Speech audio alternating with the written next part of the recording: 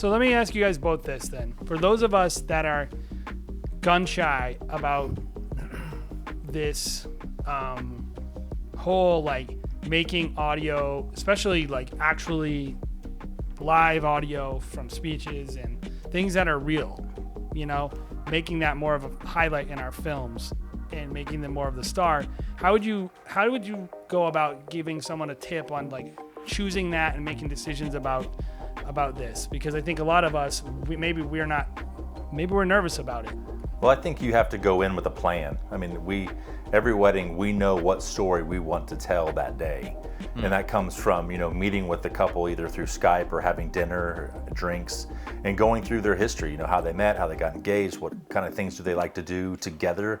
Do you have any stories about your relationship that you think are compelling? And we sit there and we talk and try to find the nugget, what we think is really going to be great. And a lot of times, if we do like a rehearsal dinner, those stories will also get brought up. And so you're able to weave in, because on wedding day, then we'll sit them down with their groomsmen or their bridesmaids and have them tell that story to them. And Sarah does a great job of weaving both the stories from the bride and the groom with the speeches from the maid of honor or the mom or the dad, and that brings that through. And we learned a few years ago to not rush that process. Make sure you have plenty of time. Process. Yeah. Make sure that they have lots of time to sit down and talk. We had a couple where it was just like the groom was busy and he only had like 5 or 10 minutes to really sit down and talk about things.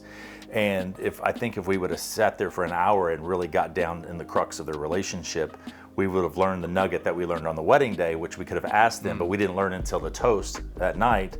And he was a major college football player into the NFL, Pro Bowler guy, and he had, for some reason, the number 9 was his number throughout his entire career until he got obsessed with the number 9. Until he got to the NFL, and then he couldn't pick the number 9 because he was a tight end, and tight ends can't wear number 9.